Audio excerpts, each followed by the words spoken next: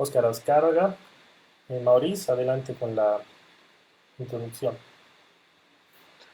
Muy buenas noches, quiero dar la bienvenida a cada uno de los amigos que se van conectando justamente a este nuestro espacio de transmisión a través de las páginas Historia de Bolivia, Historias de Oruro, Historia de Oruro, La Ruta de la Medianoche y el grupo de estudio que se llama Aprendiendo de la Guerra del Chaco. En esta oportunidad vamos a tener la presentación de una conferencia realmente interesante que Oscar nos va a compartir. Esta conferencia se denomina Preparativos Paraguayos en la Preguerra. Una conferencia sumamente interesante, pero también tenemos que saber quién es Óscar Azcárraga. Óscar Azcárraga, en realidad él es cochabambino de cuna. Él trabaja en desarrollo de actividades en el Banco Proden actualmente. Y él es investigador de la Guerra del Chaco y desarrolla investigaciones por cuenta propia en temas relacionados a lo que es la Guerra del Chaco y la Guerra del Pacífico. Es también investigador en temas de geopolítica y defensa actual. Practica bicimontaña, participando en diversas competencias a nivel nacional, Santa Cruz, Cochabamba y La Paz. Y es miembro activo de la comunidad de simulación de vuelo y aviación virtual de Bolivia.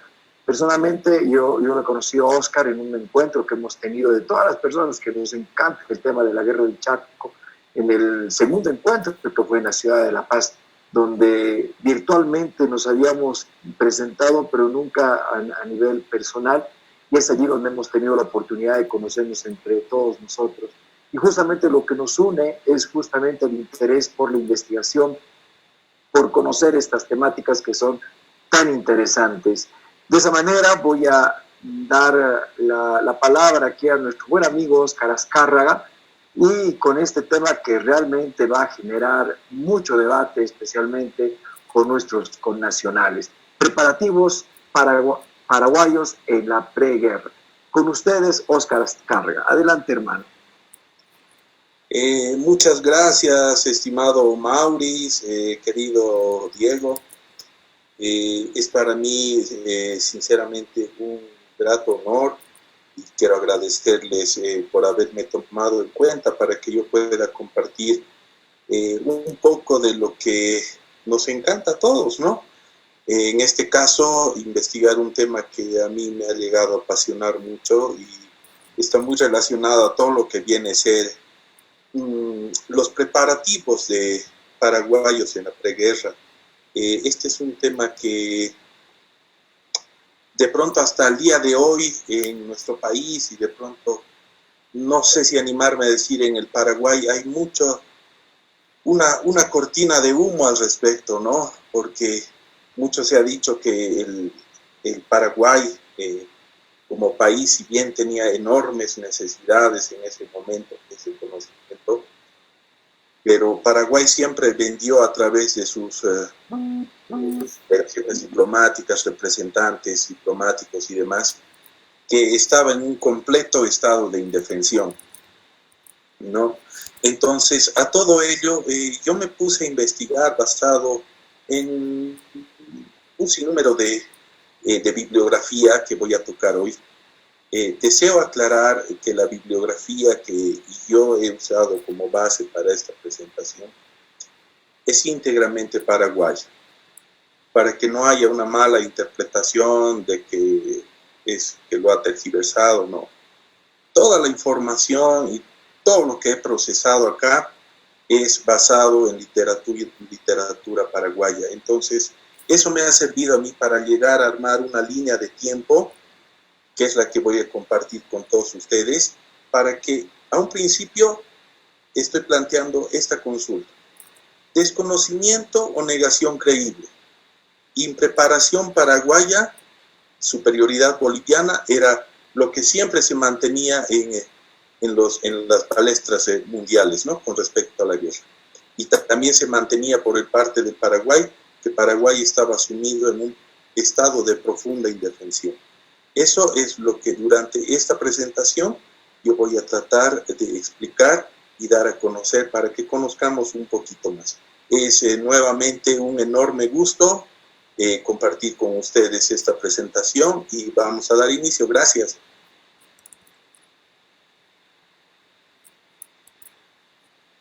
preparativos paraguayos en la preguerra. He decidido armar una especie de línea de tiempo, ¿sí? Aquí podemos ver desde la derecha, desde la izquierda, perdón, he empezado a acomodar por años, ¿ya? He empezado a acomodar por años de tal forma ir armando una línea de tiempo que nos sirva a todos para irnos ubicando en el contexto de todo lo que venía sucediendo históricamente, ¿no? Para llegar al final a una conclusión. Vamos a empezar con 1904. ¿Qué pasa en 1904? Es consabido para todos que en 1904 se dio el fatídico tratado de paz, amistad y comercio con Chile, ¿no? A causa de la Guerra del Pacífico. Es entonces donde se inicia una serie de preocupaciones y alertas en el lado paraguayo acerca de lo que podía suceder. Entonces, ¿qué es lo que detectaron los amigos paraguayos? Luego de finalizada la Guerra del Pacífico, diversos estadistas paraguayos identificaron un potencial riesgo a sus intereses sobre el Chaco. El riesgo era percibido como muy alarmante y crítico, pues estaban convencidos que dado de que Bolivia fue despojada de su salida soberana al litoral del Océano Pacífico, no le quedaba otra opción que gravitar sobre el Océano Atlántico, y para ello era imprescindible lograr una salida soberana por el río Paraguay. Entonces, esto nos va confirmando lo que hablábamos, ¿no? A raíz de eso yo he extraído un artículo, un discurso del presidente Eusebio Ayala en el año 1933, que unas partes, ¿no?, que se los voy a leer. ¿Qué es lo que habla? Abajo de la línea punteada nos muestra, y voy a leer textualmente. ¿Qué es lo que decía don Eusebio Ayala en 1933? Él pregunta en su discurso, ¿conocéis los orígenes de la Guerra del Pacífico? Y él dice, después de esta dura lección de cosas, los gobernantes bolivianos renunciaron a extensos territorios a favor de estados vecinos más aptos. La cesión del Acre en suma fue un acto de cordura, aun cuando no fuese deliberado. Después de traficar por todos los puntos cardinales con las potencias vecinas, súbitamente Bolivia se vuelve contra del despreciable y mísero Paraguay. Pretende arrancarle la más legítima de las heredades. Un Estado que no ha sabido conservar lo suyo quiere tomar lo ajeno. Continúa en el discurso el señor Eusebio Ayala y dice, ¿qué es lo que Bolivia quiere hacer del Chaco? Traficar con él, subastarle entre los vecinos o hipotecarlo a algún sindicato, todo menos civilizado. Yo he extraído esto textualmente de un discurso, ¿no?, que pronunció el señor Eusebio Ayala, que era el presidente del Paraguay allá por el 33, ¿no? Entonces, ahí vemos ya, por supuesto, en el 33 ya estamos enfrascados en el combate, ¿no?, en la guerra como tal. Voy a pasar ahora al año 1924, que es donde ya empieza el Paraguay apoyado en lo que había mencionado antes referente a su desconfianza de que Bolivia inicie movimientos y quiera gravitar sobre el litoral del río Paraguay. 1924. Ya en el año 1924, no es verdad, estábamos hablando prácticamente 8 años antes de la guerra, 8 años, un 4 de agosto de 1924, reunidos en la casa habitación del presidente de la República, estoy hablando netamente del Paraguay, en esta conferencia vamos a hablar netamente del Paraguay, dice, por llamado del mismo presidente, los señores coronel don Manlio Esquenoni, ministro de Guerra y Marina, general de brigada Patricio Escobar, inspector del ejército, y coronel de la Nación, don Manuel Rojas, el señor presidente manifestó que el objeto de la convocatoria era que los señores jefes presenten sus pareceres sobre las cuestiones planteadas en sesión de 30 de julio, de un mes antes, y concedió la palabra al señor ministro de Guerra. Es muy importante que tomemos en consideración este nombre, Coronel Don Manlio Schenoni. Durante toda esta presentación, su nombre va a ser muy constantemente referido. Entonces es importante que empecemos a agarrar la idea de qué es lo que va a hacer este señor más adelante, ¿no? Continuando sobre esa reunión, esta es una especie de acta de lo que se había hablado. ¿Qué es lo que nos dice en líneas generales? Dice que conforme al pedido hecho por su excelencia en reunión del 4, dice que en vista de la situación internacional por lo que atravesamos y las consideraciones expuestas por su excelencia, es urgente organizar al ejército sobre bases de unidades de instrucción y de batalla que puedan dar al país el órgano eficiente para su defensa, crear un Estado mayor, recursos para la adquisición de material de guerra y construcciones militares, contratación de oficiales instructores y demás. Aquí hay una parte muy importante de esa acta. ¿Qué es lo que dice? Para comenzar las adquisiciones del material de guerra en Europa, es de necesidad que el gobierno disponga de la suma de $2 millones, que la comisión de adquisición deberá ir girando a medida que las entregas, y que calcula un año más o menos, ¿no? Entonces, si vemos ya desde 1924, ya se venía preparando, el Paraguay ya tenía un monto que tenía ya en mente para encarar la futura, que todavía lo tenían, ¿no? Como una posibilidad de guerra para esas alturas, pero ya venían previendo y empezando a preparar y organizarse en caso que se diera. Vamos a continuar.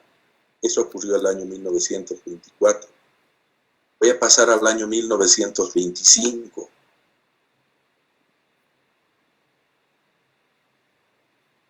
En enero de 1925, veamos con mucha atención en la línea de tiempo, en enero de 1925, ya el gobierno del Paraguay solicitó precios y cotizaciones a distintas fábricas europeas.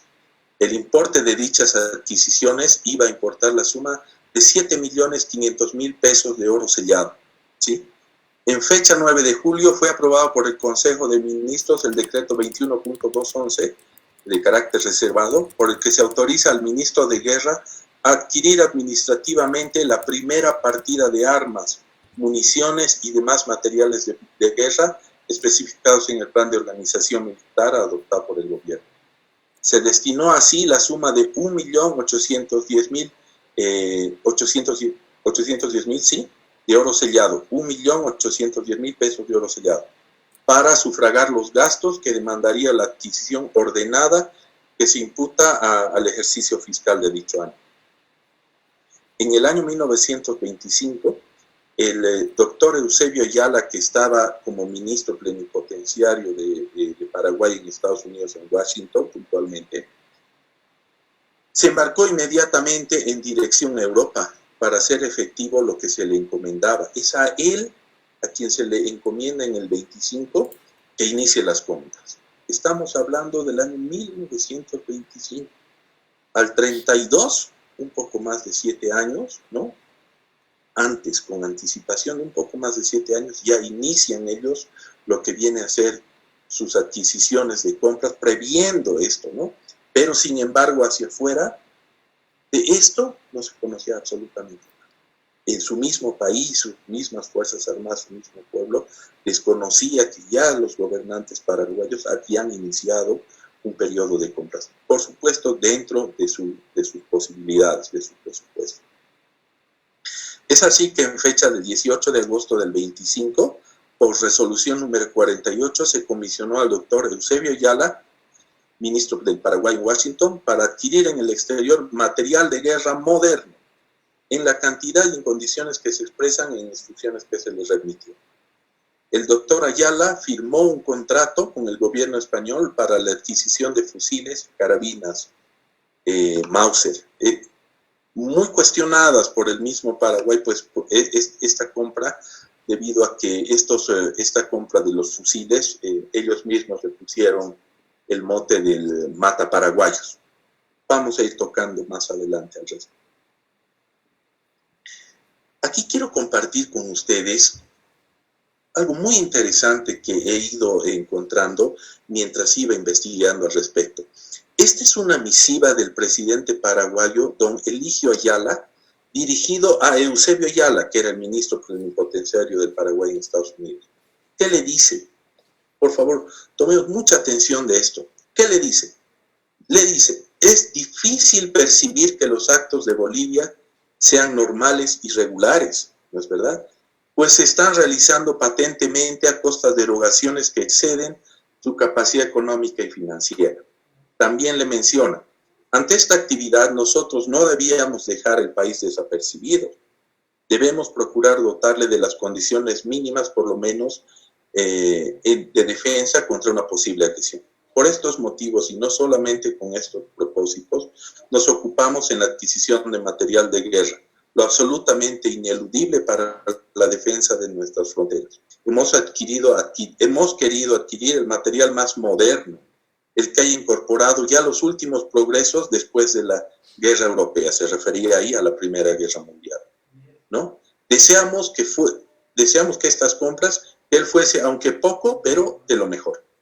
Además, dice, si nosotros enviamos a nuestros agentes a Europa a recorrer las fábricas y a contratar la adquisición, Bolivia lo sabría. Cualquier hecho que autorice a hacerla creer que el Paraguay se está armando podría crearnos una situación muy delicada.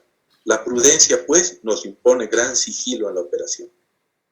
Ya alerta, ¿no? En este momento ya no se esboza la intención, ¿no?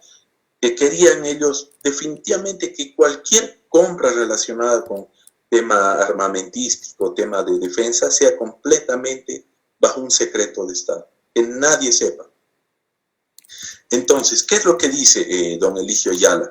Le dice además, el periodo de intransición entre el estado de insolvencia bélica y el de mediana preparación defensiva es lo peligroso para nosotros.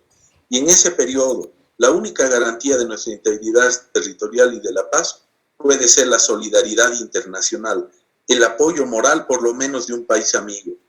Y este país, por múltiples razones actuales, puede ser Argentina. Ya desde el 25, el presidente Ayala ya empieza a referirse a la Argentina. Démonos cuenta desde esa oportunidad. Mucho se ha hablado a lo largo de las exposiciones de este maravilloso ciclo de la Argentina, ¿no? Entonces aquí ya empezamos a esbozar esta idea, nos damos cuenta de que ya estaban haciendo partícipes de todo el esfuerzo de guerra paraguayo a la Argentina. ¿Qué más nos dice Eligio? ¿Qué más dice Eligio Ayala a don Eusebio Ayala? Le dice, el gobierno argentino tenía una comisión técnica en Europa desde hacía muchos meses y pensamos en que esta comisión podría ayudarnos con los resultados de sus estudios. Así vamos a ganar tiempo y mantener la reserva necesaria de las gestiones. Por estas razones nos acercamos al gobierno argentino y encontramos en él una diferencia y amistosa acogida. Después de varias gestiones llegamos a este acuerdo privado y reservado. Nosotros le daríamos una determinación de la clase y cantidad de armas que nos proponemos comprar y él por medio de su comisión técnica en Europa nos aconsejaría los precios y los sistemas de armas y métodos más ventajosos y nosotros por medio de un agente diplomático firmaríamos el contrato de adquisición. Entonces Argentina, claramente leyendo esta misiva, nos damos cuenta que el gobierno paraguayo tenía la intención de ser partícipe al gobierno argentino, tanto para que orienten sus adquisiciones, ¿no es verdad?, como para que sean ellos quienes le aconsejen en definitiva qué tipo de compras hacer. Finalmente, ¿qué dice don Eligio Ayala? Dice, hemos resuelto pues hacer lo que se puede en forma sea dable. Algunas armas debemos adquirir urgentemente a toda costa y para esto pedimos el concurso de sus servicios. Y firma Eligio Ayala en Asunción el agosto 11 de 1925. Entonces ahí ya vemos, ¿no?, claramente qué es lo que se estaba empezando a planear y a ejecutar por parte de Paraguay. Vengo al 26. 1926, en un contrato signado en marzo del 96, dice, entre otras cosas, uno de los artículos del contrato, dice, ¿no? Entre los que suscriben una parte el coronel Luis Massats y de Tomás, director facultativo en representación del gobierno español, autorizado por el excelentísimo señor ministro de Guerra, nombra a diversas personas, dice, y por otra, el excelentísimo señor don Eusebio Ayala, que ya habíamos mencionado en los apuntes del año anterior. ¿Qué dice? Ministro del Paraguay en los Estados Unidos en representación de su gobierno. El contrato de referencia, aquí es donde se hace la compra, si no estoy equivocado, de los fusiles españoles, los Mauser, ¿no? El contrato de referencia fue aprobado por Real Orden del Rey de España el 5 de abril de 1926. Aparte de la recepción de fusiles, el general Schenoni, que ya habíamos hablado unas 12 diapositivas atrás, dice, firmó 33 contratos y atendió otro suscrito el 18 de agosto del 26 por el encargado de negocios de Paraguay en Londres, doctor Venancio Galeano. Diciembre de 1926, el presidente Eligio Ayala convoca a José Alfredo Bozano al Palacio de Gobierno para una reunión reservada. Y aquí yo coloco entre paréntesis, es en este punto donde se inicia la increíble historia de los cañoneros de la clase paraguaya. ¿Quién es aquí este nombre que aparece? José Alfredo Bozano. Desde mi punto de vista, es uno tal vez de los artífices de un despegue industrial impresionante del Paraguay.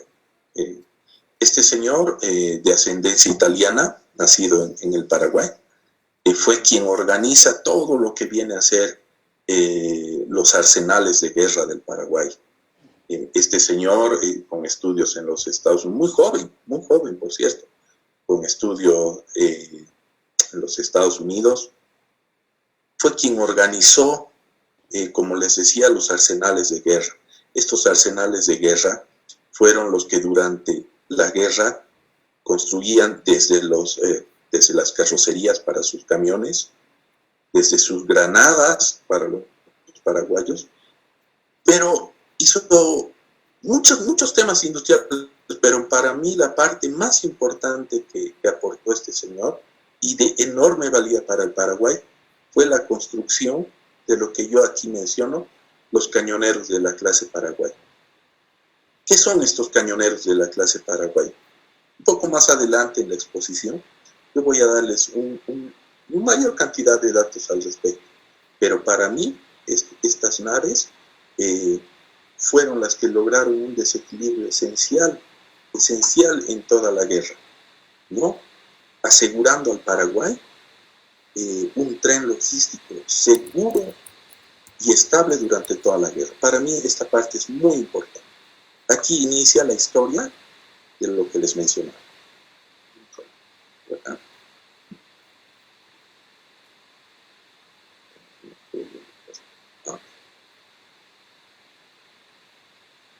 Perdón. Perfecto. Yo vengo al 27. Perdón.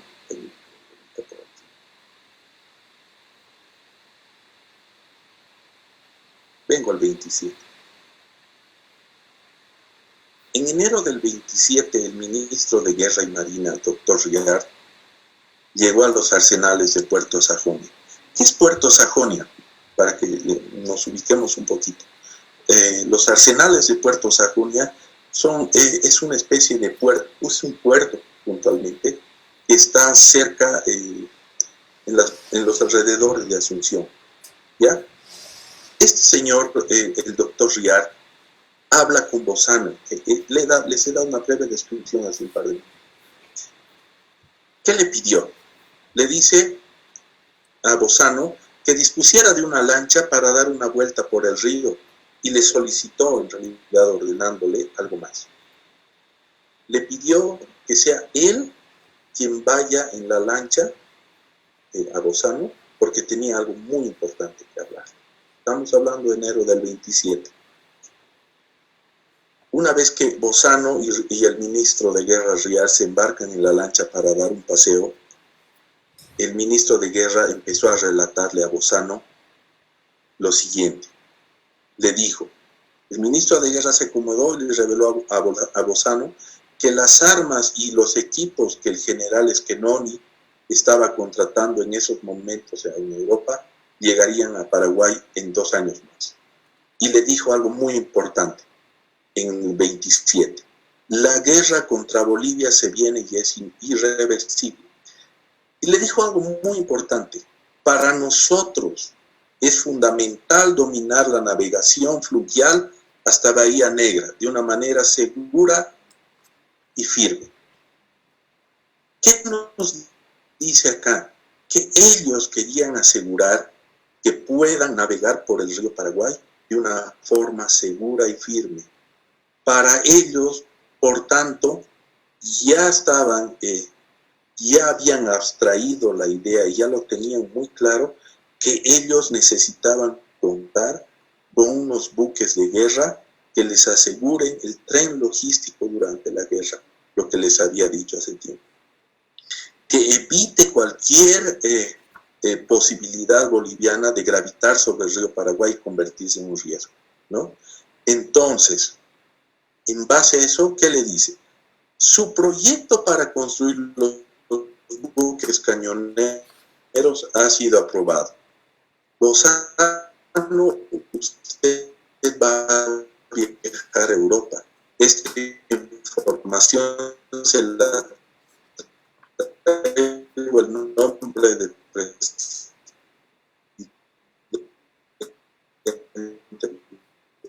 República. Dentro de 2 años, esos cañoneros deben, ¿no? También le dice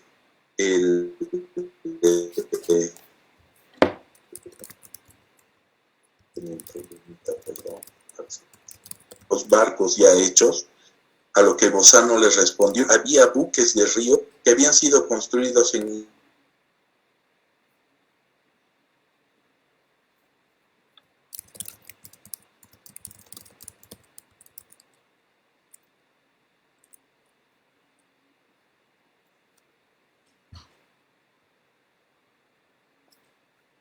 Osquitar. ¿Me copian? Sí, hermano, hemos tenido una interrupción. El último que dijiste era el tamaño de los barcos. Quisiera que vuelvas a presentar tu pantalla. Sí, y no podemos ver Estamos... tu pantalla. Ah, qué pena. No sé en qué año hasta qué año me siguieron. No, es estamos siguiendo, o sea, hace unos 2 segundos ha sido que se ha cortado. Ah, ya. Entonces estamos desde acá, ¿verdad? Sí, perfecto, en el 27 estamos y estamos hablando del tamaño de los barcos. ¿Me escuchan, verdad? Positivo. Adelante. Continúo, por favor, ¿ya? Voy a venirme al 27. Voy a continuar entonces sobre lo que estábamos. El ministro de Guerra le pregunta a este señor, a José Alfredo Bozano, si no sería posible comprar estos buques ya hechos, ¿no es verdad? Ante tal vez la duda si podía llevar este señor a buen puerto la construcción de estas naves que tenían en mente y ya fueron aprobadas, ¿no es verdad? Entonces, ahora sí. A lo cual Bozano le contesta que sí que se habían construido que navegaban en el Asia estos buques de río y que habían sido construidos en Inglaterra, pero cuya capacidad de armamento y posibilidades de transporte de tropa no eran lo que el Paraguay necesitaba en ese momento. Con esos 2 cañoneros, el Paraguay pasaría de un equipo pobre y anticuado a poseer lo más moderno y potente en buques de guerra fluviales en el mundo entero. ¿Sí? Entonces, ¿qué más nos dice? Que ambas máquinas bélicas, por su velocidad, autonomía, potencia artillera naval con sus 5 vigorosos cañones de fuego antiaéreo, su poco calado. ¿Qué es el poco calado? Es cuánto se sumerge una nave, ¿no? En el agua. Eso es muy importante en lo que viene a ser el combate fluvial, porque por supuesto en un río si bien es profundo, pero no hay una tanta profundidad como en los mares, entonces hay lugares donde el nivel del agua es muy bajo, entonces por eso era muy importante para el Paraguay que tengan un bajo calado, que hundan en el agua muy poco, ¿no? Eso es en resumen. Entonces le dice él que estas compras pondrían a la Marina paraguaya en una ventajosa posición de defensa y de ataque, en óptimas condiciones para satisfacer todas las necesidades del ejército de Chaco. Continúa en el mismo año, el 20 de marzo entonces del año 27, inicia a su viaje a Europa el señor Bozano, con la misión de contratar la construcción de las dos naves. Continúa, en marzo del año 27, se produjo, entre comillas, ¿no? Esto es literatura paraguaya, el asesinato del teniente Adolfo Rojas Silva en las proximidades del Fortín Sorpresa. Este asesinato, como fue tomado en el Paraguay en esos años, ocasionaron al Paraguay mayor preocupación y la necesidad urgente para ellos de equiparse, porque ellos consideraban que ya era inminente la guerra, ¿no? Y esto ocasionó que se sobresalten los ánimos en el pueblo paraguayo, ¿no? Entonces ocasionó mayor preocupación al gobierno. Entonces, ¿qué dice? Que en esa fecha, estamos hablando de posterior a marzo del 27, no habían llegado todavía los fusiles que habían ya hecho la compra, como habíamos aclarado anteriormente. Entonces dice, por dicho motivo, el doctor Ayala envió desde entonces reiterados telegramas urgiendo a la fábrica y al gobierno español el envío de los mismos. Debido a ello, a los pocos meses comenzaron a llegar las referidas armas en diferentes partes. Ya el 27, entonces, empiezan a llegar las primeras armas adquiridas de España, los famosos Mauser, los mataparaguayos. Las 6 baterías de cañones de montaña Schneider 24 de calibre 7.5 y las 2 baterías de obuses de calibre 10.5 que de acuerdo con la resolución ministerial número 46 del 26 de septiembre se proyectan adquirir. Con 9.200 tiros de diferentes tipos costarían $734.800 y solo estarían disponibles para ser entregados una batería en el mes de enero del 29. Las restantes a fines del mismo. ¿Qué pasa también en el mismo año? En carta escrita el 17 de agosto de 1927, comunica haber firmado con la Fábrica Nacional de Armas de Guerra de Herstal Lieja el contrato de adquisición de materiales y envía rendición de cuentas. Envía igualmente un nuevo contrato que había firmado con Svenska Metallverken, Suecia, por 1 millón de balas de furia. Voy a pasar al año 1928. En carta fechada en marzo del 28, el general Scononi, después de efectuar un análisis, dice, ¿no?, de las compras realizadas para el ejército, dijo, estamos dotando al ejército de un material cuya calidad es honra para el país y que este país se ha esforzado en reunirlo para sus adquisiciones, ¿no? Entonces, ¿qué es lo que dice? El 30 de mayo de 1928, ¿sí? Desde París hizo llegar el balance de los gastados en adquisiciones de armas. Dice haber gastado 635.822 libras, 11 chelines y da su reporte, ¿no? El 2 de julio de 1928, comunicó haberse adquirido 14 aviones y elementos auxiliares en Francia, por un total de 66.000 libras esterlinas, y que estos aviones servirían para 2 escuadrillas, tanto en tiempo de guerra como en tiempo de paz. El 30 de mayo de 1928, desde París, hizo llegar el balance de lo gastado en las adquisiciones de armas hasta esa fecha. y nos pone ahí unos montos, ¿no? El 16 de diciembre del 28, el gobierno paraguayo, ¿no?, decreta la movilización general a todos los individuos de tropa de reserva del ejército permanente y armada, a todos los ciudadanos hábiles para el servicio de armas de 20 a 29 años de edad. La fuente de esta parte es Víctor Ayala Queirolo, los ejércitos de la guerra del Chaco. Y ahí está la información. Voy a hablar ahora un poquito, voy a centrar mi exposición en lo que había mencionado acerca de los cañoneros que el gobierno del doctor Eligio Ayala manda a construir. ¿Sí? ¿Qué es lo que sucede?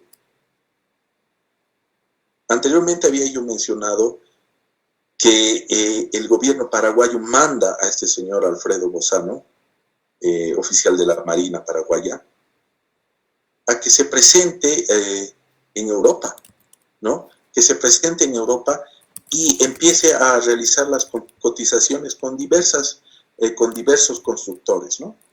Pero ¿qué era lo que pasaba? Lo interesante es que el diseño de estos cañoneros es diseño netamente de este señor Alfredo Bozano, que, como les había dicho, estudió en los Estados Unidos y demás.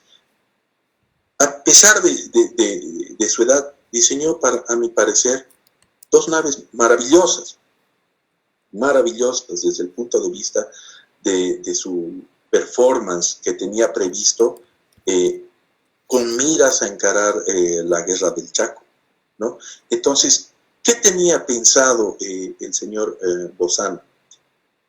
Él había pensado en dos naves que tengan la capacidad de cargar 1.500 soldados en dos cubiertas de la nave y tengan la capacidad de hacer el viaje desde Asunción a Puerto Casado en alrededor de 30 horas, a una velocidad más o menos entre 16 y 18 nudos con esa carga.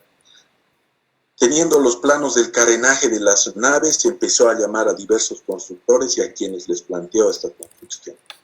Muchos se mostraron renuentes, observaban la construcción, hasta que una empresa italiana aceptó construir. Esta empresa inició la construcción en Génova de estas naves, tal cual como las quería Bozano, ¿no? Con la capacidad de carga de los 1.500 hombres, la velocidad que él había pensado, el calado para que pueda navegar en los ríos y, muy importante, la capacidad de fuego. Aquí podemos ver una imagen muy interesante de los cañones que tenía. No estoy muy seguro si este es de la cañonera paraguayo Humaitá, pero sencillamente son naves gemelas.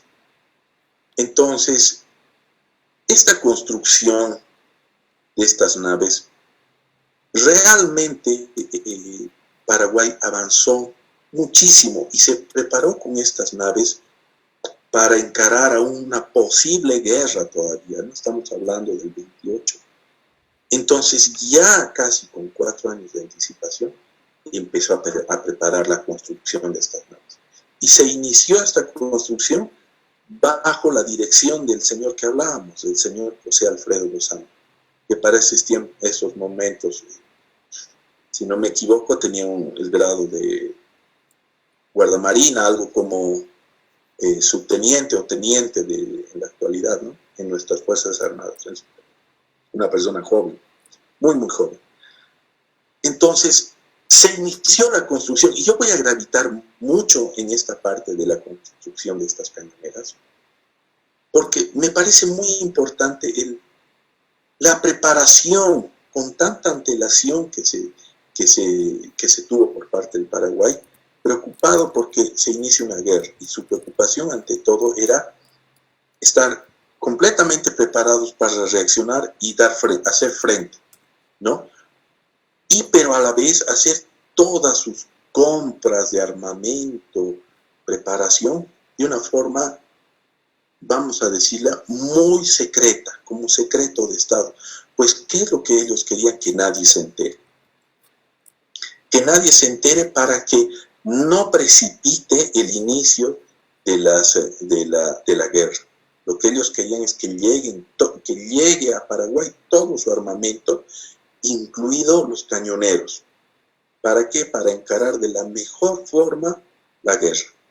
¿No es verdad? Entonces, poco a poco, ya vamos aclarando la realidad sobre que, si bien el Paraguay compró en base a su presupuesto, ¿sí? Realmente como país no se endeudaron, manejaron una forma realmente muy buena sus finanzas, su economía, emitieron bonos de guerra, todo lo demás en su país, pero no se endeudaron. Y compraron estas naves. Entonces, las hicieron fabricar.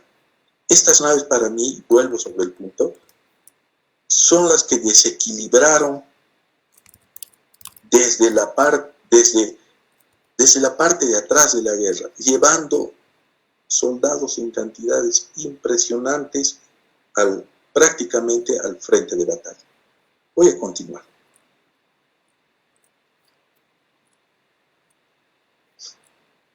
Estas son imágenes que he logrado obtener, ¿no? Del momento de la botadura del cañonero Paraguay en Génova. Si nos podemos fijar aquí, aquí está a la izquierda el cañonero Paraguay y a la derecha el cañonero Humaitá. Si nos fijamos, estaban sin ningún dispositivo de guerra todavía. No tenían nada. Más adelante, una vez botados, pintados y preparados, listos para la guerra, ya se termina de su construcción y cuentan con armamento realmente de punta estas naves, como para asegurar que nadie más que el Paraguay pueda gravitar sobre el río Paraguay. Entonces, desde ahí, la preparación fue impecable por parte de los amigos paraguayos para encarar justamente esto. Aquí está, en la parte inferior, vemos Odero Terni, dice, ¿no? Odero Terni, este fue el fabricante, ¿no? Italiano en Génova de estas dos naves. Estas dos naves, como les había dicho, fueron fabricadas en base a los planos y todas las ideas de este señor Gozano. Ahí está su matrícula y su número de chasis, por decirlo de alguna manera. Aquí tengo una foto que conseguí. Si no me equivoco, ahí dice, nos fijamos, Odero Terni, Spezia 1929. Un cañón de 120, dice, ¿no? Estos cañones son parte esencial de lo que vendría a implementarse, ¿no es verdad?, en ambos cañoneros. Estos cañones tenían un poder de fuego impresionante. Para la época era realmente lo más avanzado del mundo. Lo más avanzado del mundo. Hay una revista, si no me equivoco es inglesa, espero si no me corrige, que se llama el James Defense Fighting Ships. Es una revista que saca publicaciones hasta el día de hoy, donde muestra los avances en tecnología, material armamentístico, en todo lo que se refiere al poder naval. ¿Ya? Entonces, fue tanta la fama de estas dos naves construidas en Génova para el gobierno paraguayo, que inclusive estas naves salieron publicadas en esa revista. Salieron publicadas y salió un artículo en el año 31 donde se muestran estas naves. Se muestra estas naves y se las resalta. Entonces, para estar en esa revista y ser publicadas, no eran cualquier nave. No eran cualquier nave. Decididamente, una vez terminadas de construir estas naves, se constituían en las naves fluviales más modernas, más veloces y con el mayor poder de fuego del mundo. Del mundo. Entremos en el contexto que esa era la realidad. Unas naves modernísimas, realmente modernas para la época. Entonces, concebida con la idea clarísima de gravitar con mucha energía sobre el océano, sobre el río Paraguay. Ok, si me permiten, les pido por favor 30 segundos. He tenido un problema con el mouse. Bueno.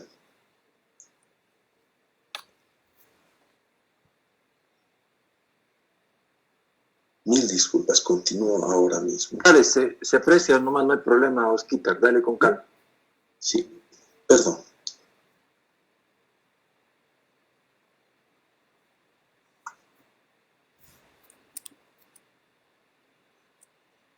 Ahí está, prácticamente donde había quedado, ¿no? Las piezas de artillería naval de los cañoneros, ¿no? De 120 milímetros. Entonces, ¿qué es lo que pasó? Fue tanta la fama de estas naves paraguayas, ¿no es verdad?, que una vez terminada su construcción en Génova, estas naves reciben la orden, cuando ya estaban equipadas con los cañones, todo defensa antiaérea y demás, reciben la orden de navegar hacia Paraguay, ¿no? Porque ya la guerra se veía venir. Ya estamos hablando prácticamente del año 31, ¿no? Entonces, estas naves, al realizar su viaje desde Génova, ¿no es verdad?, hacia Paraguay, tenían que atravesar, por supuesto, el Océano Atlántico. Y para ello tenían que pasar por el Estrecho de Gibraltar. Entonces aquí les sucede algo muy curioso a las tripulaciones paraguayas que venían haciendo el traslado de estas naves. Al pasar por el Estrecho de Gibraltar, las naves inglesas que estaban apostadas ahí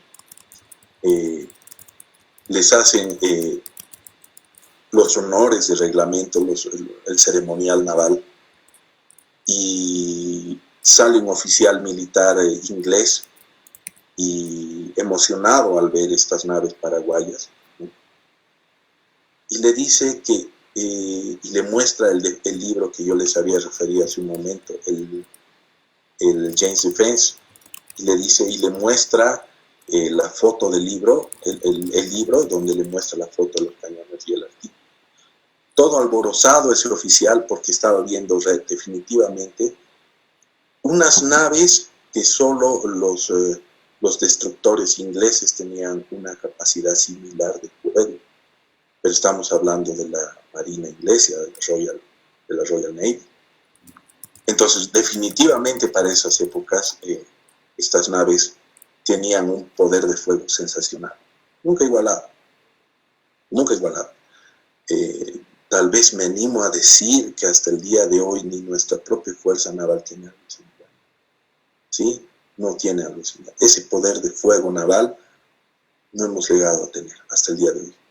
Entonces, al pasar por el estrecho, el oficial les muestra la foto, ¿no? Y todo alborozado, y genera ahí todo un espectáculo, por supuesto, y los otros ahí avergonzados por lo que estaba pasando, ¿no? Entonces, llegan a Asunción estas naves el año 31, ¿no? Aquí les quiero mostrar una foto ya de los primeros viajes de estas naves, ¿sí? Yo quiero que nos fijemos el detalle, por favor, pongamos un poquito de atención. Se cumplió a cabalidad el diseño de este señor visionario, del señor Bozano. Veamos la foto. En esta foto está, pero repleto de soldados. paraguayos, ¿no? Desde la proa de la nave hasta la popa, hasta la parte posterior, ¿no? En dos cubiertas, la cubierta superior y la cubierta inferior, dos cubiertas, tal como había pensado hacer su construcción, dos cubiertas. ¿Cuántos hombres llevaba? 1.500 hombres en un solo viaje cada una de estas naves. 1.500 soldados al frente de batalla.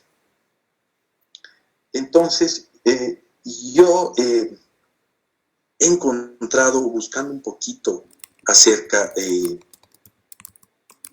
los viajes de estas naves, he encontrado en el diario de guerra del coronel Rafael Franco, uno de los héroes paraguayos en campaña, y he extractado una parte, ¿sí?, una parte de su diario de cuando él aborda a estas cañoneras y se dirige al frente de batalla. Yo voy a leerlo tal cual como está en su diario y voy a acompañarme del gráfico para que todos entendamos lo que pasó, cómo se sucedieron las cosas. Perdón, aquí está el libro que les había mencionado que el oficial inglés le mostró a la dotación de los cañoneros Paraguay y Humaitá, ¿no? En este libro, este fue el libro del 31, donde salían estas dos naves, los cañoneros Paraguay y Humaitá, es decir, eran conocidos mundialmente estas naves, como les había dicho, por su poder de fuego, por su velocidad, su capacidad de transporte, su poco calado, su autonomía. Vamos a continuar. Me voy a valer de este mapa, ¿no? Todo lo que les voy a leer a continuación está extractado del diario de guerra del mayor Rafael Franco, mayor en esas oportunidades. Sábado 10 de septiembre de 1932. A las 6 horas recibí orden del ministro de Guerra para presentarme al comandante en jefe del ejército con el objeto de destinarme a una unidad del primer cuerpo de ejército que opera en el sector de Casado. El sector de Casado, un puerto a orillas del río Paraguay, desde donde todo el esfuerzo bélico, era un puerto esencial para el Paraguay, todo el esfuerzo bélico pasaba por ese puerto. Entonces, ¿qué dice? Domingo 11 de septiembre del 32. A las 3 a.m. me trasladé a la capital en un camión en cumplimiento a la orden del Ministerio de Guerra. Llegué a Asunción a las 6 a.m. A las 8 de la misma mañana me presenté al comandante en jefe del ejército ordenándome para que le acompañe al teatro de operaciones. A mediodía ya estaba listo para la partida. Lunes 12 de septiembre del 32. Ahí está. En la parte inferior del gráfico, estoy mostrando aquí Asunción. En la parte superior, coloco un punto de referencia para que nos ubiquemos. Todo esto que está en color azul es el cauce del río Paraguay. Entonces, ¿qué pasa? ¿Qué dice el mayor Franco? A la 1:40, ¿no? 1:40 a.m. partimos hacia Puerto Casado en el cañonero Paraguay. Aquí está. Les estoy colocando en la parte inferior, dice, partida del coronel Franco, lunes 12 de septiembre del 32 a la 1:40 a.m. Veamos. Otros. Si nos fijamos, ¿qué dice? Llegada a Concepción el 12 de septiembre del 32. El cálculo, 17 horas de travesía. ¿Qué decía en su diario el mayor Franco? Dice, como les había leído, a la 1:40 partimos hacia Puerto Casado en el cañonero Paraguay. A las 9 p.m. atraca el barco en Concepción, justo como les he mostrado. Nuestro viaje es un tanto lento, dice. El cañonero navega con una sola caldera por economía de combustible. Demos cuenta, aquí lanza algo muy interesante y nos dice según el cálculo, a muy grosso modo, 17 horas de travesía y solo estaba navegando a mitad de su capacidad, utilizaban solo una caldera. Dice, como la nave se detiene aquí durante 2 horas para descargar materiales útiles para el destacamento que opera en el sector Nanagua, aproveché para pasear por la ciudad, me encontré con muchos amigos que me festejaron mucho. En todo se nota un fervor patriótico muy grande, y nadie absolutamente duda de la victoria final. Martes 13 de septiembre del 32. ¿Qué nos dice el mayor Franco? A las 2 p.m., parte, ¿no?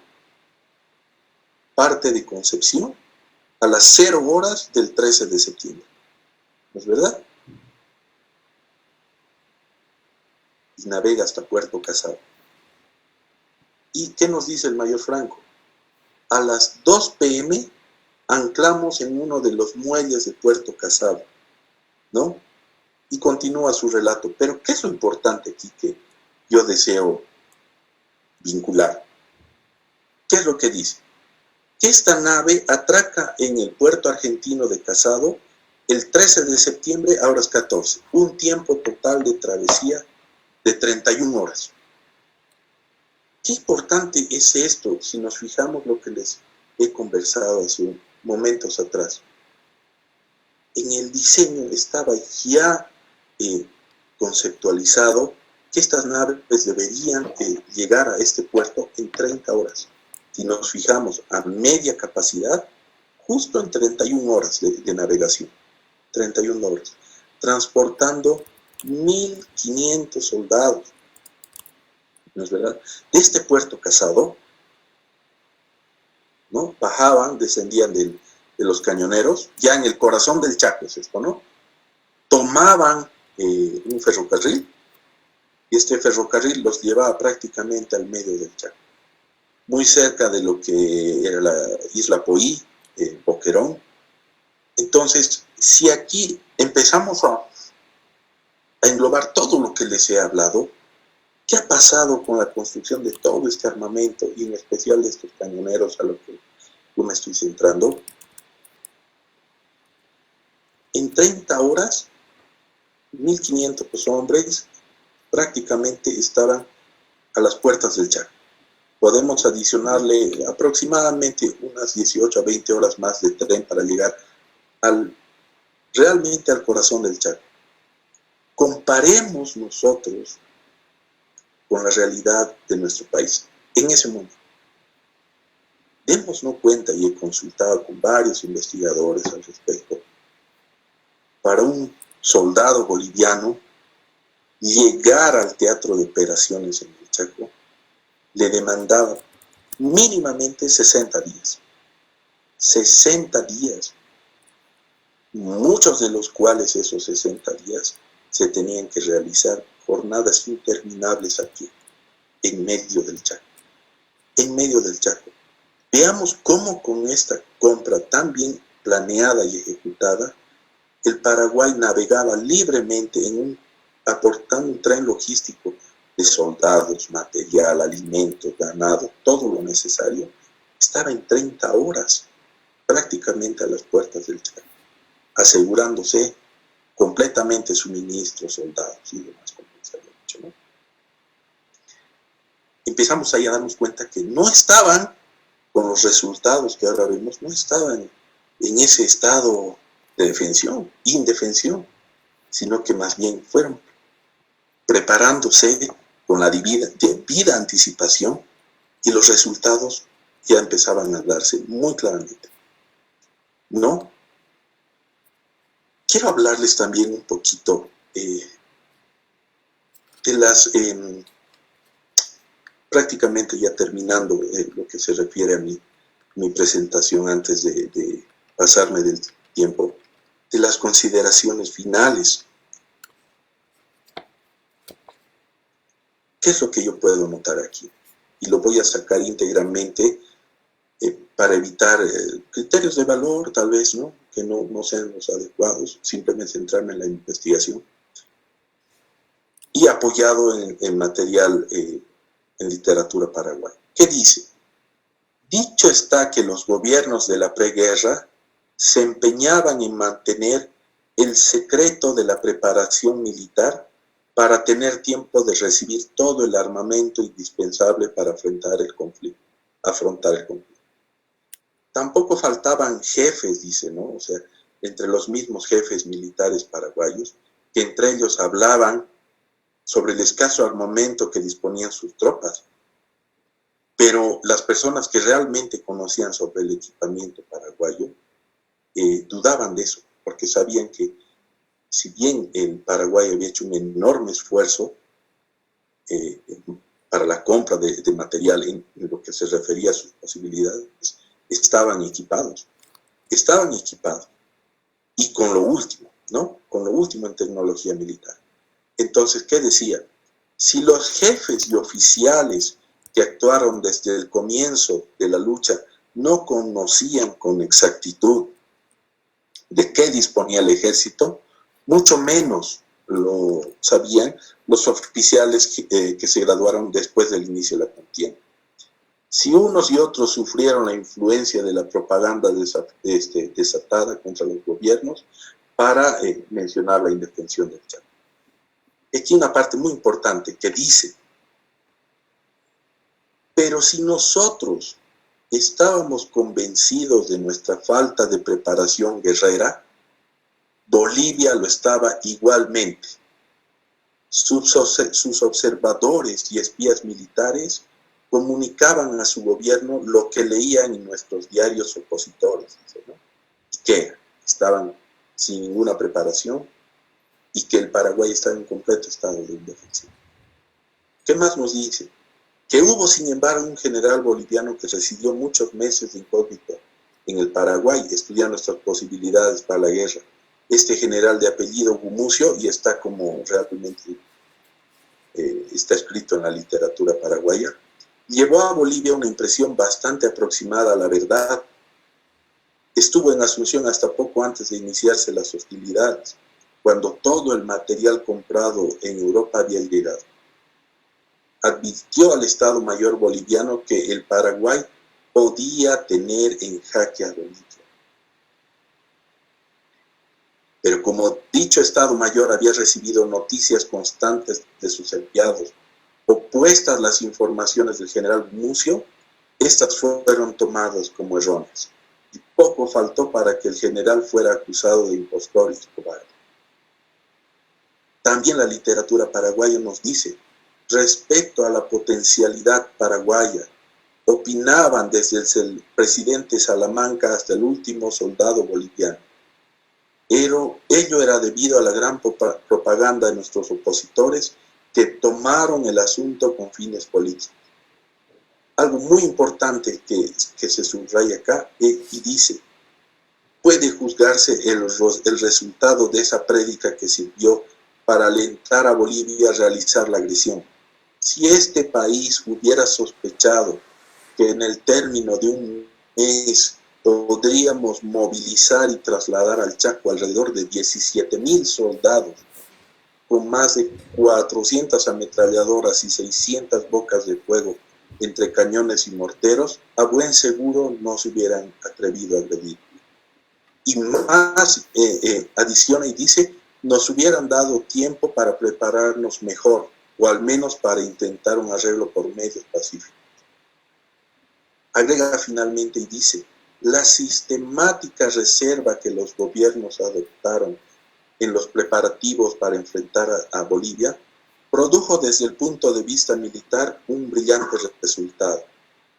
El enemigo movilizó en los comienzos de la guerra solo una mínima parte de sus recursos, creyendo que el Paraguay estaba inerme y que fácilmente sería eliminado del Chaco.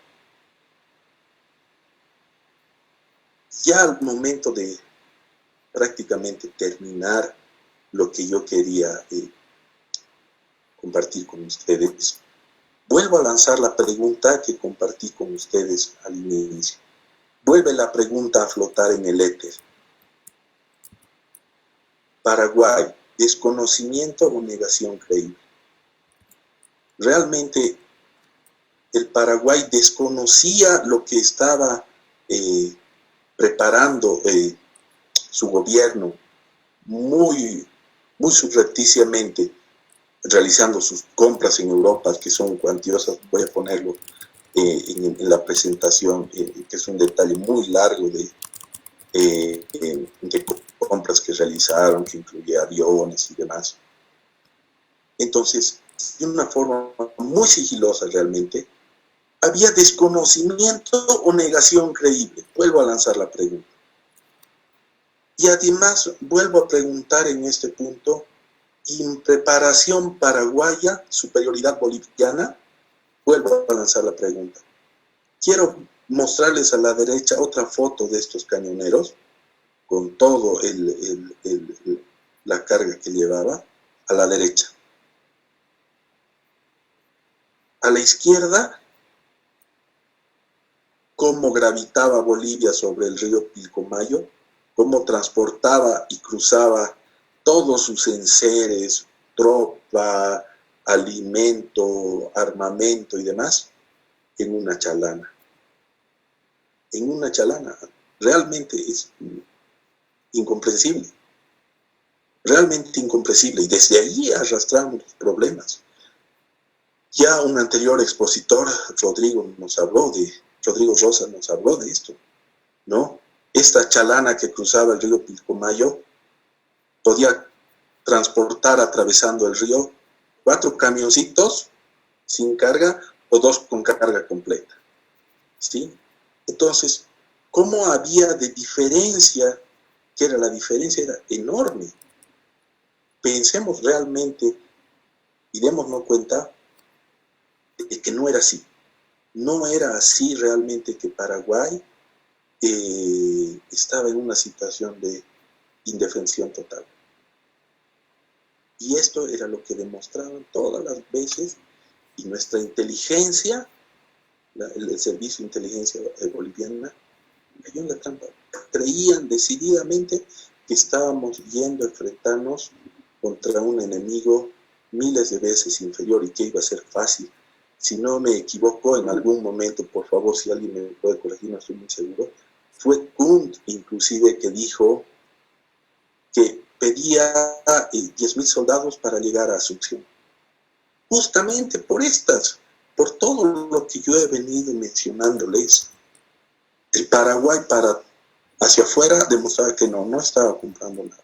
No se estaba preparando, no tenía más que armas viejas, todo lo demás, pero muy dentro de sí mismo estaban preparándose dentro de sus posibilidades, ¿sí? Pero comprando a un poco, como ellos decían, pero de lo mejor, ¿no? Y los mismos medios analistas paraguayos luego reconocieron que al inicio de las acciones, tanto Bolivia como Paraguay estaban prácticamente en condiciones iguales, ¿no? Pero la gran diferencia era que el Paraguay tenía asegurado todo un tren logístico, ¿no?, para llevar de forma continua y constante, llevar tropa fresca al frente de batalla, ¿no?, para gravitar y llevar soldados, todo al frente de batalla, de una forma rápida y segura, lo cual no podía ser Bolivia. Nuevamente, entre 35 horas a lo máximo, estas naves llevaban 1.500 soldados. Ambas naves aproximadamente hicieron un total de 85 viajes y transportaron algo más de 113,000 soldados. Entonces la cantidad es inmensa. Eso nos da a entender claramente cuán preparados estaban y Bolivia cuán confiada estaba de que el Paraguay no tenía la mínima preparación. Entonces dejo ahí la pregunta. Y ya para finalizar, quiero agradecer a Diego Rojas, a Mauricio Cazorla, por haberme invitado y haberme tomado en cuenta. Este es un tema que lo podemos desarrollar con mucho más me demandaría a mí mucho más tiempo para comentarle todas las compras que se hicieron, tal vez para una próxima oportunidad. Simplemente he dado un esbozo general para que podamos darnos cuenta. Inclusive me he pasado el tiempo, mil disculpas. Querido Diego, a tus órdenes, muchísimas gracias. Bueno, Oscar, muchas gracias por tu conferencia, muy reveladora, y las fotos que nos has compartido son impresionantes. Adelante, Gracias. Mauricio.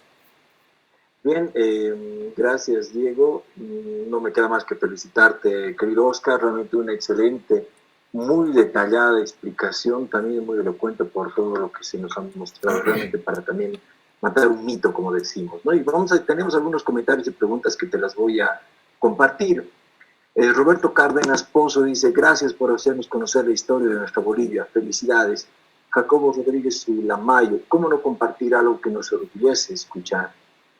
Roberto Cárdenas Pozo nuevamente nos dice: gracias por hacernos conocer la historia de nuestra Bolivia. Felicidades. Bueno, aquí Cambaneto, que nos sigue día a día, saludos para él, nos dice buenas noches a todos los compatriotas y a los hermanos Pilas. Sí, efectivamente, saludos a todos los paraguayos que nos están viendo. También tenemos a Julio Artola Borges, que nos dice buenas noches y gracias, mucho éxito al orador. También Johnny Vargas Terceros, que es otro asiduo seguidor de este ciclo de conferencias. Buenas noches y como siempre muchas gracias por darnos a todos una nueva visión de lo sucedido en la Guerra del Chaco. Bien, Aldo Cristian Alconini dice: buenas noches, qué mejor que la Academia para el Debate de la Historia. Miguel Ángel Flores Guardado: muy buenas noches, excelente exposición, querido hermano. Dayana Elena Guzmán Céspedes: buenas noches, gracias nuevamente. Bien, aquí tenemos una pregunta de José Luis Padilla. Nos dice: buenas noches, ¿nos podrías enunciar la bibliografía con título y autor de los libros de referencia? Muchas gracias.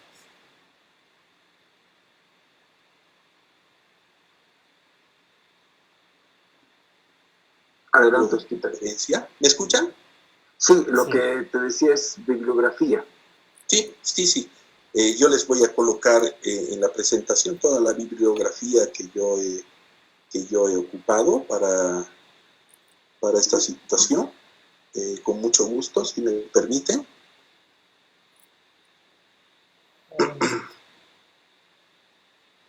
Pero podemos ir, yo voy a ir mostrando los libros y podemos continuar para no demorarnos.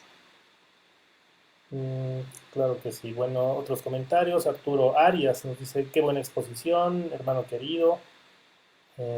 Ayrton Laureano, buenas noches. Nos dice, bueno, Ayrton Laureano también es parte de este ciclo de conferencias. Nos va a exponer sobre los prisioneros paraguayos, perdón, los prisioneros bolivianos en Paraguay.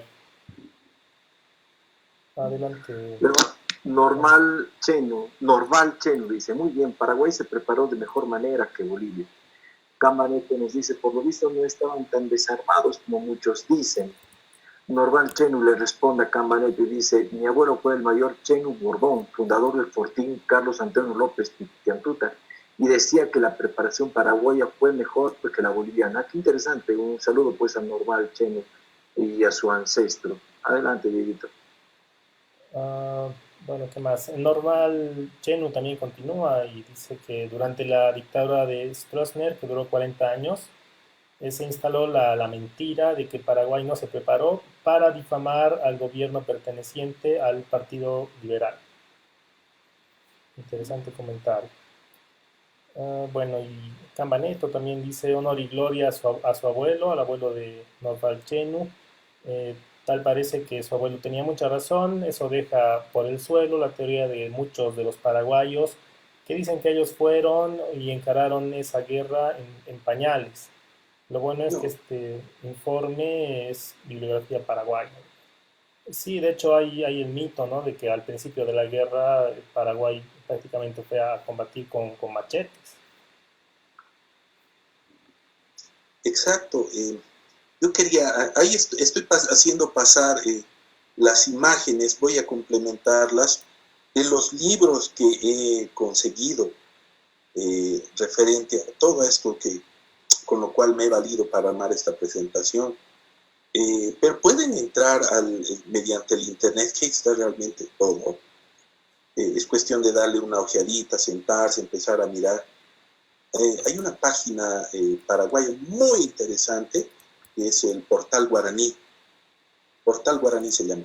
Ahí tienen un buscador en su biblioteca virtual, donde está un compendio de un montón de literatura paraguaya al respecto de la Guerra del Chaco, Guerra de la Triple Alianza. Entonces, es empezar a bucear en esta biblioteca virtual y uno encuentra cosas realmente increíbles, ¿no? Entonces, pues, ahí está, les sugiero, ¿no? Que mediante esa página ingresen, ¿no? Ahí vamos a poder, les voy a ir mostrando la literatura.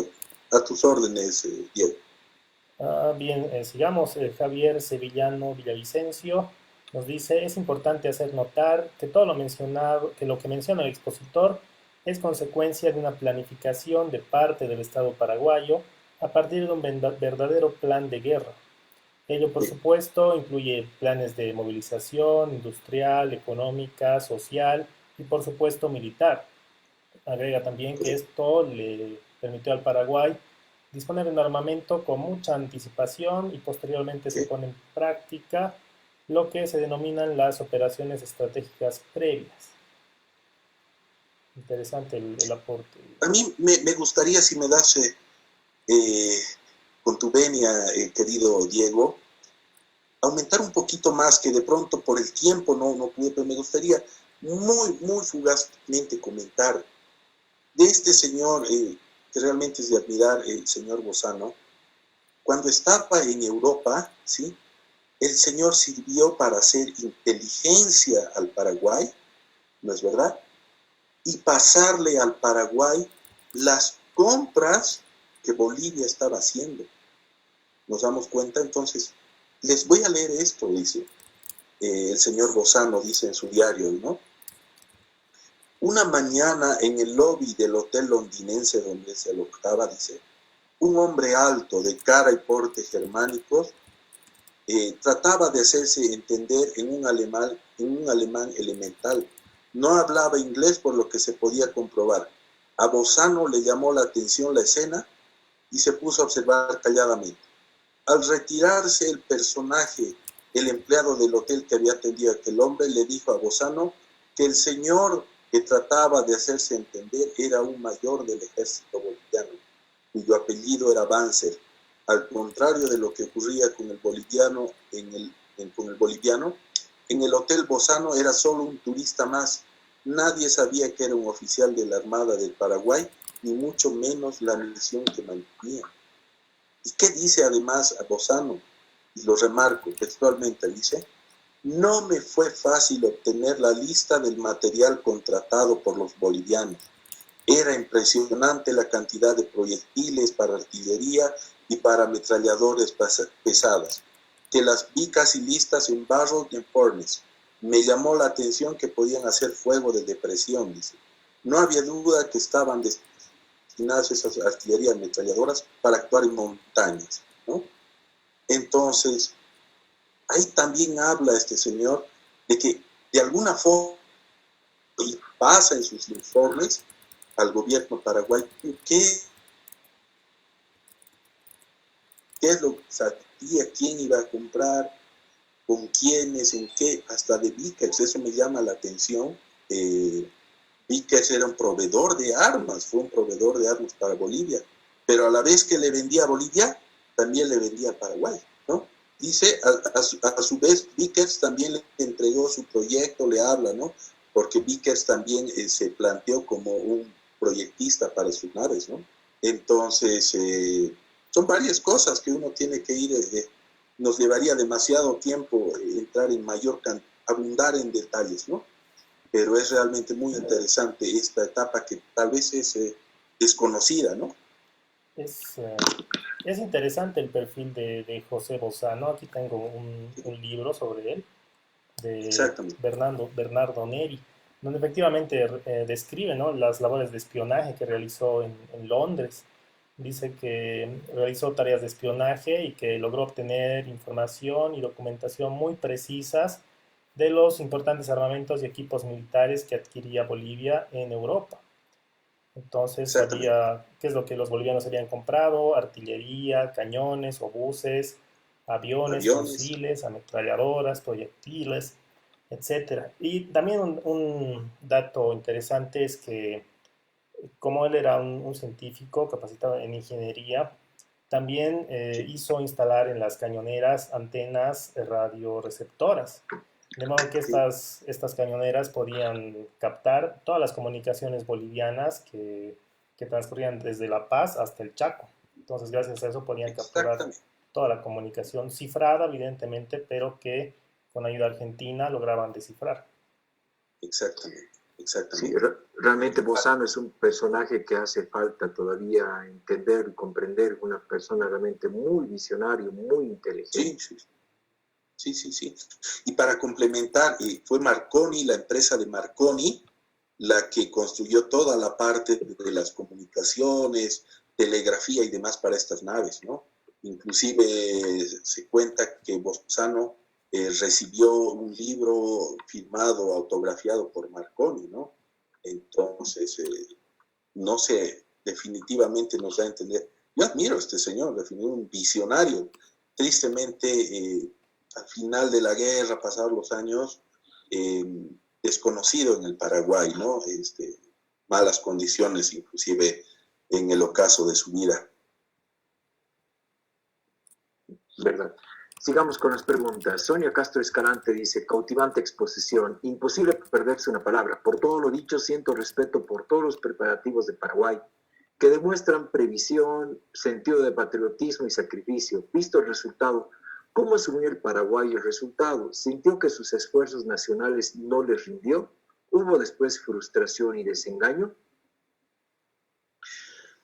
Mm, yo diría que no, más bien, y es más, con el mayor de los respetos, ¿no? Por supuesto, hasta el día de hoy Paraguay saborea, ¿no?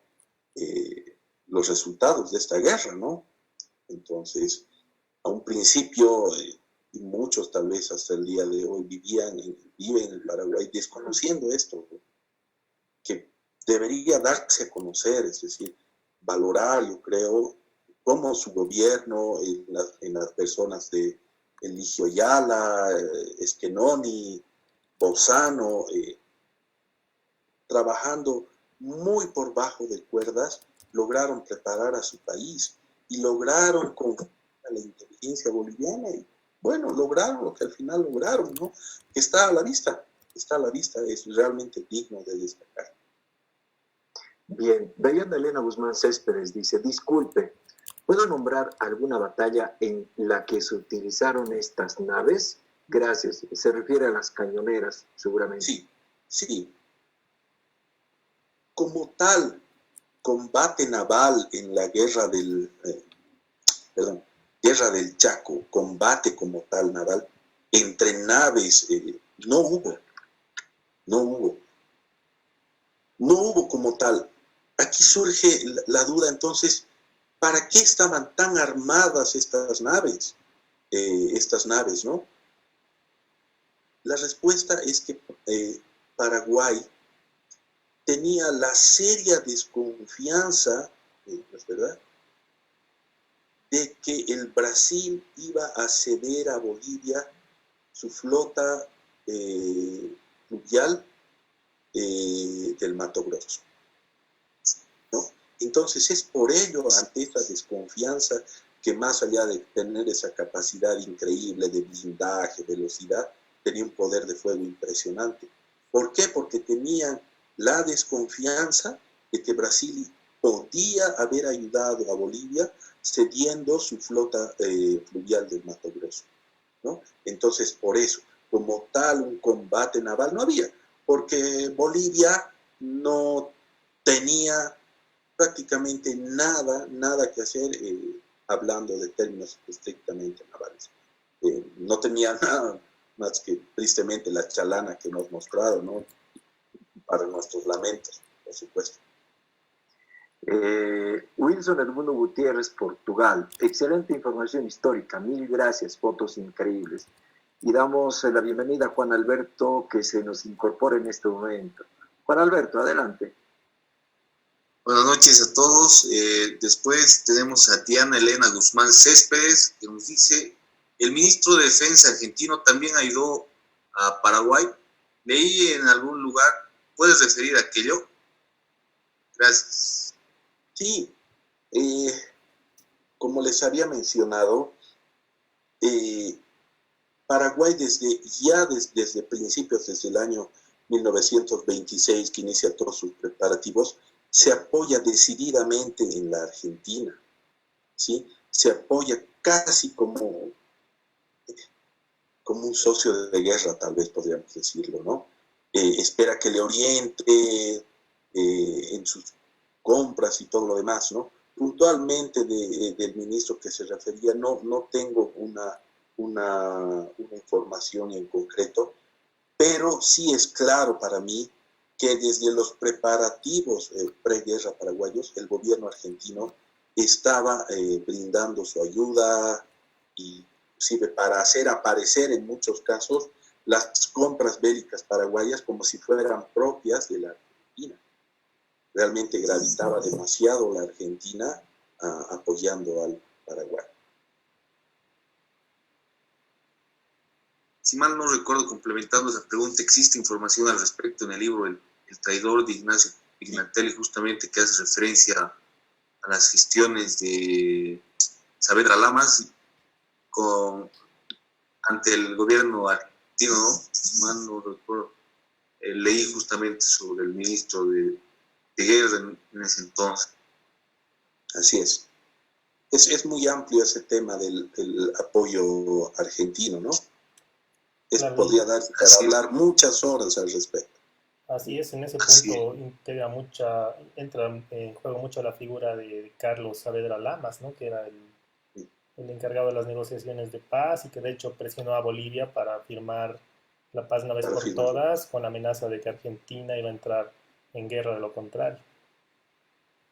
Claro, fue decisivo esto, ¿no? Porque ahí sale la pregunta, si bien Bolivia tenía un balance a favor en el tema de la aviación, podría saltar la pregunta y venirnos a la mente y decir, ¿por qué la aviación boliviana no atacó a estas naves? ¿No? Si bien podía hacerlo, era difícil de rastrearlos en qué momento estaban navegando, pero hay una referencia de que la aviación boliviana atacó a una de estas naves, si no me equivoco, es a la Humaitá, atacó en Puerto Casado. Entonces, eso ocasionó un enérgico reclamo del gobierno argentino al gobierno boliviano, exigiendo que eso no se vuelva a repetir. Entonces, eso ya vemos una injerencia y nos demuestra claramente, ¿no? Porque estábamos hablando, porque no se pudo pensar en hacer algún tipo de maniobra contra estas naves. Bien, tal vez para complementar y pregunta, resulta que la hija del presidente, justo es decir, el presidente argentino, se casó con un empresario y este era dueño de Puerto Casado y otras instalaciones, ¿no?, que se encontraban en el Paraguay. Es por eso también tiene que ver mucho la ayuda argentina en este tema, por esa relación que existía.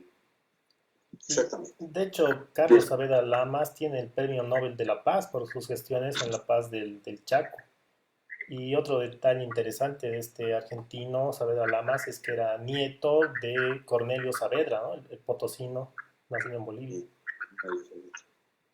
Exactamente. Continuando, Javier Sevillano nos dice, Javier Sevillano Villavicencio, estas naves en realidad fueron utilizadas para transportar material bélico y tropa, pero nunca fueron empleados en combate, pues estaban lejos del teatro de operaciones. Y Sergio Cristian Jiménez Zárate nos dice, buenas noches, efectivamente el gobierno y comando paraguayo desde el tiempo de paz mantuvieron un estrecho e inteligente contacto para proveer de los medios necesarios y preparar la conquista del Chaco mediante las armas, preparación que fue intensificado a la noticia de que Salamanca había alcanzado el poder. Bien, sigamos. Alex Morales Ferrufino nos pregunta, ¿cuánto tiempo nos tomaba movilizar a las tropas desde la ciudad de La Paz? Eso es muy, muy relativo, ¿no? Justamente compartía ideas con Rodrigo al respecto, con Rodrigo Rosa, y él aclara que dependiendo del lugar y lo que tenían que caminar, algunos se hacían en tramos de tren hasta cierto lugar de Bolivia, pero aproximadamente entre 40 a 60 días tardaba un soldado boliviano en llegar al frente de batalla, ¿no? Mucho de ese periplo, vamos a decir, a pie, caminando por semanas íntegras a pie, ¿no? Y considerando algo muy importante, la mayor cantidad, vamos a decir así, del personal boliviano llegaba completamente disminuido y agotado al teatro de operaciones, ¿no? Más allá de que para una persona, por dar un ejemplo, del altiplano, ¿sí? Acostumbrado a unas temperaturas frígidas, ¿no es verdad? Bajar al Chaco, donde muchas veces hay 45, 50 grados a la sombra, llegar caminando completamente deshidratado, enfermo, era pues lapidario, ¿no? Para la moral tanto del soldado boliviano, como llegar al mismo teatro, pero completamente agotado, sin resto físico, caminando tantos días. O sea, desde ahí podemos plantearnos cuánta diferencia había, ¿no? La facilidad que tenía el gobierno paraguayo de prácticamente desde Punta Riel, donde terminaba el tren paraguayo, caminaban, si no estoy mal, una noche los soldados y llegaban a Isla Poí, que era el punto de comando del ejército paraguayo. Así es. Prácticamente le llevaban tropas frescas, ¿no? Entonces, la diferencia de 30 a 60 días para llegar a 2, 3 días a lo sumo y llegar solo caminando es considerable. Pero esto se dio, por supuesto, ¿no? Al inicio de la guerra, cuando el Paraguay tenía sus líneas en su propio territorio, ¿no? Lo cual fue al revés ya al momento de la defensa de Villamontes. El Paraguay estaba completamente alejado y ahí sí sus soldados tenían que caminar muchísimo.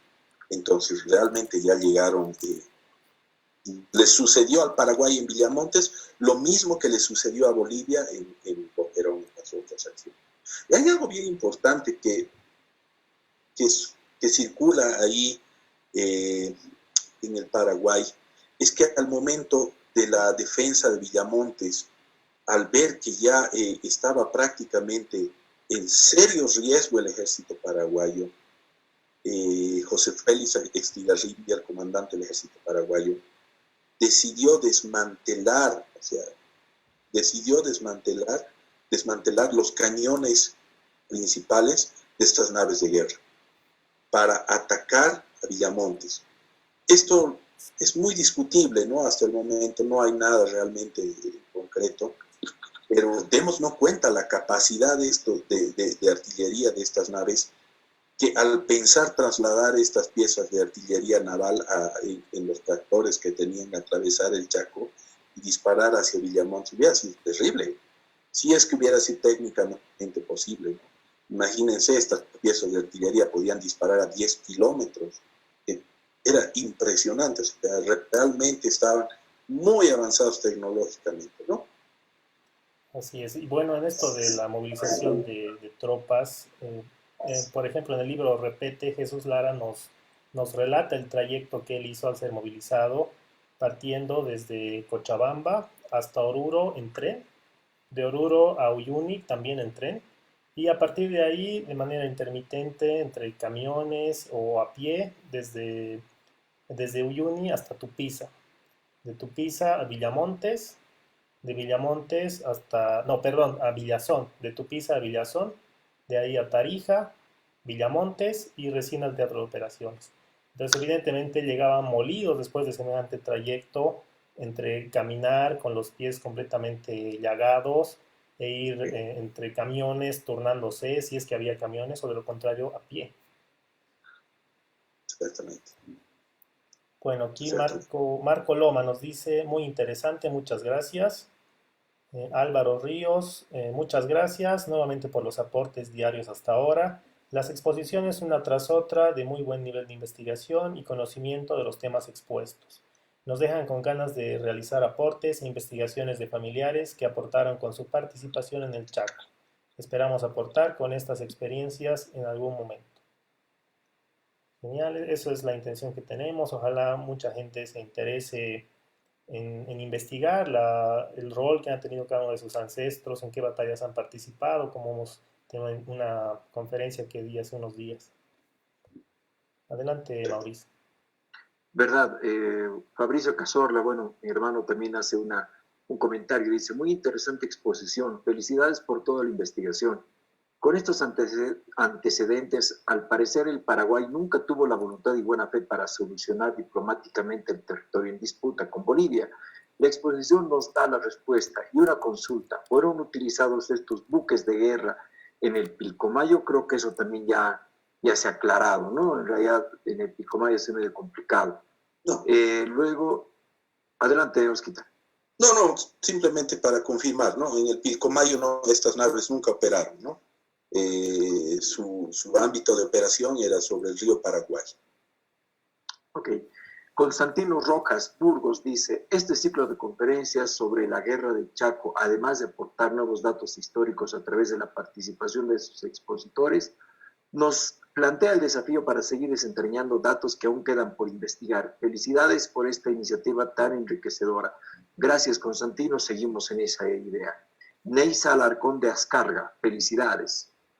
Adelante, Juan Alberto. Después tenemos ahí a Israel Caberos Peña, que nos dice, Paraguay se preparó no solamente en armamento de última generación, sino en la formación de sus oficiales y conductores de tropas por instructores franceses. Mario Heriberto Bordón nos dice, excelente exposición. Sería bueno que exponga también la preparación de los oficiales paraguayos desde su comandante en jefe, Mariscal Estigarribia. Sí. Y Mauricio Portocalvero nos dice, perdón, adelante. No, es evidente lo que dice, ¿no? Una de las preocupaciones de Eligio Ayala, que realmente identificó esa debilidad, fue que mandó a oficiales paraguayos, ¿no? A prepararse. Por ejemplo, el mariscal, al término de la guerra, mariscal José Félix Estigarribia hizo su escuela de comando y Estado Mayor en Francia. Entonces se fue preparando desde su personal de base, ¿no? Si no estoy equivocado, se mandó alrededor de 150, se becó alrededor de 150 oficiales a diversos lugares del mundo, en especial a Francia, ¿no? Para preparar su personal. Esa preparación después se vio reflejada en la tropa en general, ¿no? Eso tenemos para hablar todavía mucho más, pero realmente el tiempo es corto para entrar en tanto detalle. Así es. Y bueno, una vez no recuerdo qué investigador realizó una investigación justamente sobre Félix Estigarribia y se sabe que no era un buen alumno en la escuela de guerra, entonces nosotros estaríamos asumiendo de mala manera que por el hecho o por el simple hecho de haber estado en el extranjero ya tenía conocimientos amplios en la conducción, ¿no?, de tropas. Además, hay que recordar que, y espero si me corrigen si estoy equivocado, Félix Estigarribia no era militar de carrera, sino era ingeniero agrónomo que fue asimilado al ejército paraguayo. Bien, después tenemos a...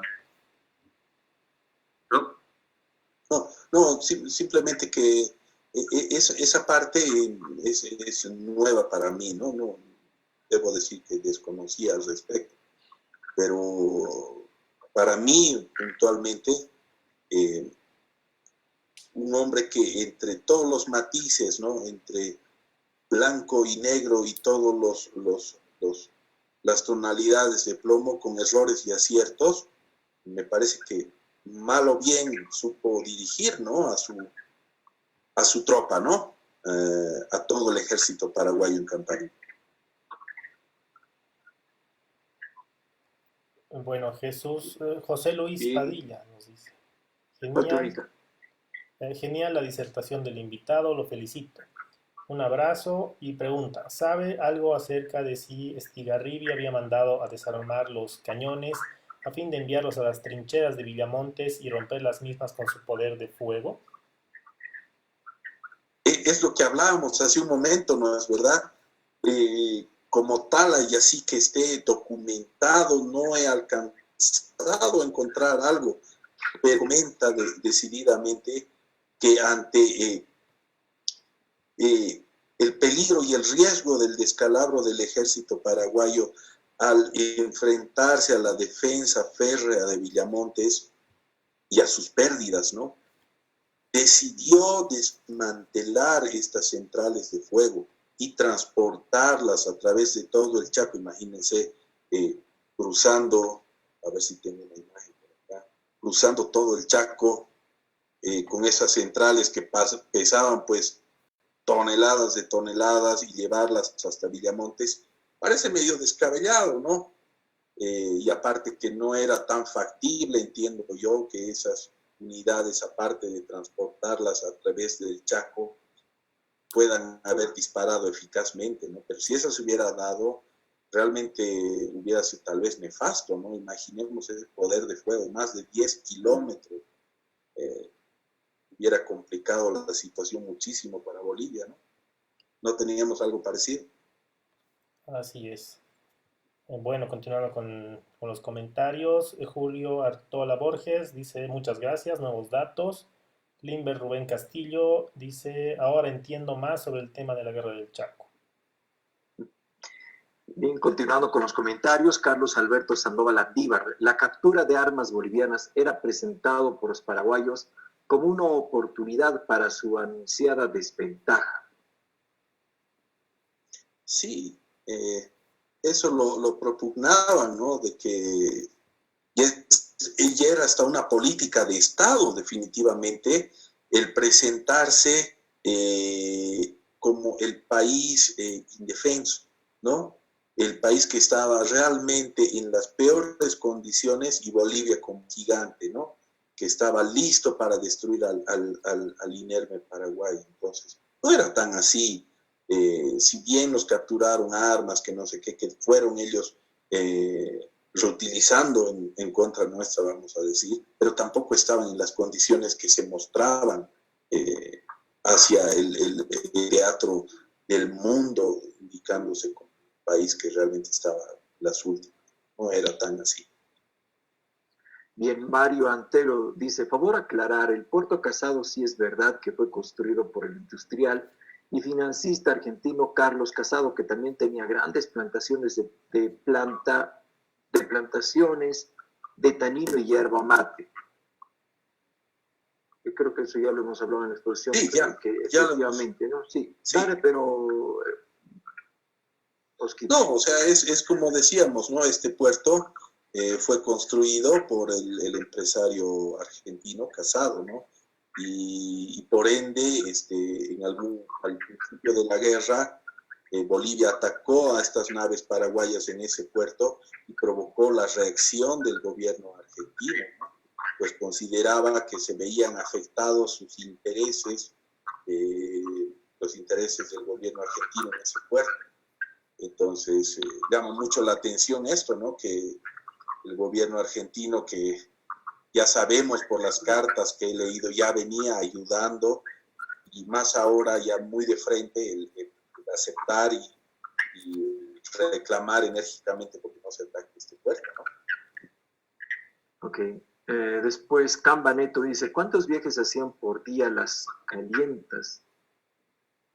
desde las naves, perdón. ¿Y cuál era la cantidad de soldados que podían enviar al Chaco? ¿Se tienen esos datos con exactitud o aún hay dudas? No, o sea, por día no te podría decir, porque si nos fijamos, ese extracto que he compartido en la animación del viaje del buque, de uno de los buques, llegaban más o menos en 30 horas de navegación continua, ¿no? Hasta Puerto Casado. En el intermedio se detenían en Concepción, descargaban armas, después continuaban. Lo que más o menos se tiene en claro es que cada una de estas naves hizo alrededor de 85 viajes en todo el desarrollo de la contienda, transportando alrededor de 113,000 hombres al Chaco. Dale, Juan.